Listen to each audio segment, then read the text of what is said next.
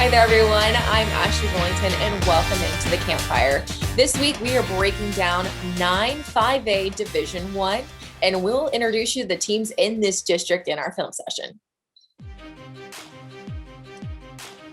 9-5A Division I was dominated by Port Arthur Memorial last year as they swept through the district behind a stout defense before they were upset in the first round of playoffs to Hightower. The Titans should be the favorite this year, but the gap may be closing a little bit. Baytown Lee finished tied for second and bring back two of the best receivers in the district, including two-way player Trudell Berry. The Ganders need a quarterback to get them the ball, but that's what spring football is all about. Goose Creek Memorial is still a relatively new school, but the Patriots made some great strides last year and found themselves in a tie for second place when all was said and done.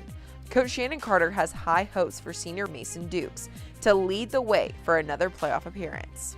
Look for LaPorte to have a bounce-back year. The Bulldogs have a new head coach in Jackson Tarr as of last week. Junior running back Kobe Garrett and junior quarterback Tristan Spears got some time last year, and that experience could make for 2 solid years in a row for these guys.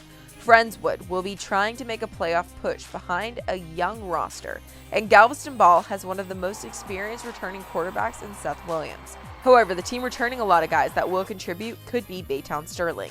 The Rangers finished with only 1 district win last year, but with some strong defensive players returning, they could fight for a spot. Beaumont United finished 4th last year, but they will also be a tough out in district play.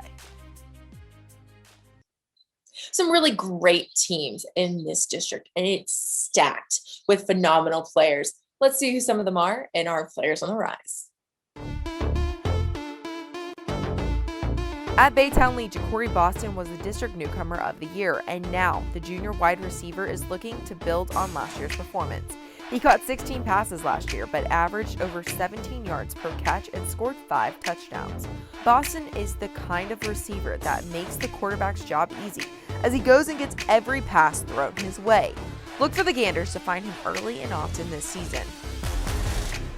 If Boston doesn't get you on one side of the field, Trudell Berry will get you on the other for Baytown Lee. Berry uses his top-notch speed to get open for the Ganders as he caught 26 passes for 380 yards as a junior. He also is used in the secondary and came down with a couple of picks as well. Look for the Berry-Boston receiver duo to dominate the airwaves in District 9-5A Division I. One last receiver to keep an eye out for in this district is Goose Creek Memorial's Ben Gaston. He's 6 foot and 160 pounds and a tremendous route runner that will help the Patriots move the chains. Gaston was just a sophomore last year, but Coach Shannon Carter will look to him to be a playmaker his junior season. On defense, Baytown Sterling's Noah Lister is one of the toughest defensive tackles around.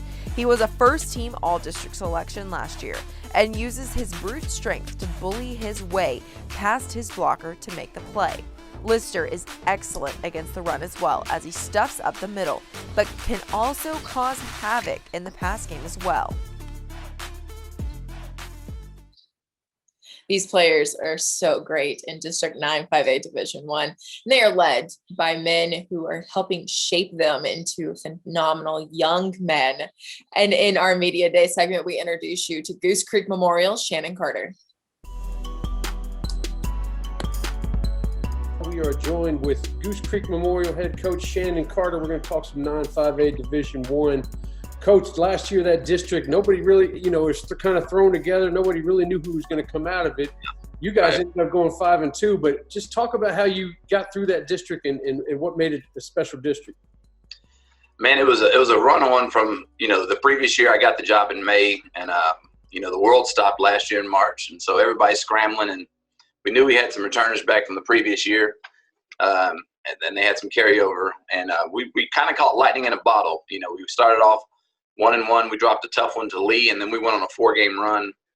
We beat Sterling 15-14, and we went on to win 4 games. And I think we just got hot at the right time. And but every game was a nail biter. Every game was a 1-score contest, and so we were grateful for coming out on the right side of that. How do you feel the rest of the district looks like coming up? I know Port Arthur Memorial is always going to bring something to the table there. What do you think about the rest of the district there? I think it's a lot of parity, an extremely good district. I think you have to bring it every Friday night. Baytown, Lee, and Sterling. I mean, Sterling, I know, is bringing back a lot of guys. Lee graduated a lot like we did, just like a lot of teams, but you have to bring it every Friday night. I think it's going to come down to the last week, kind of like it did last year. LaPorte's going to be good. I mean, there's a ton of parity. So every Friday you're going to have to bring it, and I think it's going to be hard to predict who's going to get in this district. It's going to be very, very competitive. Good luck this season, and I appreciate you coming on with me. Absolutely. Thanks for having me.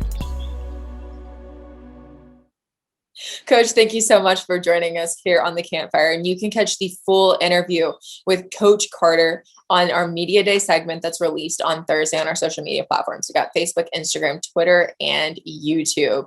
Up next, we bring in the Inside High School Sports Insider, Matt Harris, for the District Breakdown.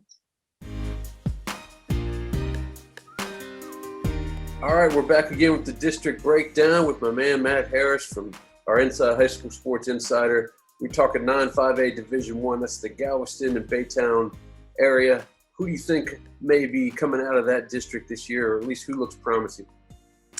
I'm really looking at Baytown Lee. I think they had a great year last year, 7-3, second place in district, but they're going to lose a little talent with quarterback Christian Olage, I hope I'm saying that right, and running back Kiki Davis, both off to college now. But they do return newcomer of the year, Ja'Cory Boston, at wide receiver. So I'm looking forward to that. And then you've got Friendswood. I think they were, at least in my opinion, they were the favorite to win the district going in a year ago. But then Luke Gurdon, quarterback, went down in game one, and they had to adjust on the fly with a pair of sophomore quarterbacks. So Friendswood finished 3-6 last year, and I'd be looking for them to bounce back this season. Is there any players that we should kind of keep an eye out for other than who you've already mentioned? Well, Friendswood, like I mentioned, they're going to have to replace Luke Gurdon at quarterback. They're going to have to replace Noah Palitz at running back. A big chunk of their wide receiver production was Nolan Smith. But they return second-team wide receiver Aiden Stokes, so he'll help fill that role. I'm keeping an eye on Aiden Stokes to be a big playmaker for the Mustangs and whoever steps into that quarterback position. They've got an all-district lineman returning in Dan Goolsby and a handful of other good linemen. And then I'm looking at LaPorte as well. I probably should have included them in the teams to watch as well because they return, I would say, an interesting mix of talent. They went with a few different quarterbacks last season. They're going to have to replace do-it-all man Cooper Upshaw, who got time at quarterback as well as some other spots. But they also got a little run-in for Tristan Spears and Jamad Jackson at quarterback as well, and they were both sophomores. This should be an interesting district. I guess it's one of those districts where whoever gets rolling first may punch their way into the playoffs and get that steamroll behind and let that ball. Yeah, that's kind of what we saw last year with Baytown Lee, finishing second in district. Absolutely. Well, looking forward to next week. We'll be talking 10-5A Division I before we dive into some 6A action. So appreciate you joining us, Matt, and we will talk to you next week. Yes, sir. Take care. Matt, Wiz, thank you so much. Great insight as always.